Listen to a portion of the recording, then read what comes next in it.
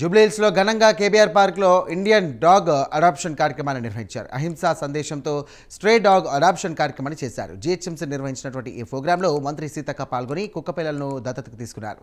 ఈ సందర్భంగా అహింసే కాంగ్రెస్ మూల సిద్ధాంతమని మంత్రి అన్నారు. గ్రామాల్లో ప్రతి ఇంటికి కూడా ఒక కుక్క ఉండేదని, 10 మందితో సమానంగా ఒక కుక్క కాపలా కాస్తుందని ఆమె గుర్తు చేశారు. మన దేశంలో ఎన్నో స్వదేశీ డాగ్ బ్రీడ్స్ ఉన్నాయని, అందరూ ఇండియన్ డాగ్స్ను అడాప్ట్ చేసుకోవాలని ఆమె కోరారు. కుక్కలను చంపిన సర్పంచ్లపై కఠిన చర్యలు తీసుకోవాలని అధికారులకు తెలియజేశారు. నగర నడిబొడ్డున జీహెచ్ఎంసీ ఆధ్వర్యంలో ఇలాంటి మంచి కార్యక్రమం నిర్వహించడం ఎంతో అభినందనీయమని అన్నారు మంత్రి సీతక్క. కాంగ్రెస్ పార్టీ ఎప్పుడు కూడా అహింసా సిద్ధాంతంతో ముందుకెళ్తా ఉంటుంది.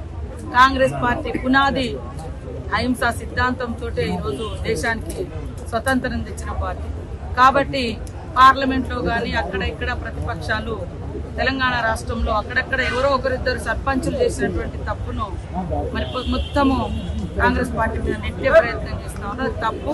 దాదాపుగా 2 సంవత్సరాలుగా ఎన్నికలు జరగలేదు. ఆ తర్వాత కొంతమంది మా నోటీసులు లేకుండా, మా నిర్ణయాలు లేకుండానే అక్కడక్కడ వ్యక్తిగతంగా తీసుకున్న నిర్ణయాలతో కొన్ని దురదృష్టకరమైనటువంటి సంఘటనలు, అటాక్స్ డాగ్స్ మీద జరిగింది.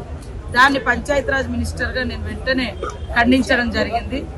అదేవిధంగా మా సిద్ధాంతమే, మా మూల సిద్ధాంతమే కాంగ్రెస్ పార్టీ అహింస. కాబట్టి ప్రతి ప్రాణికి జీవించే హక్కు ఉంది.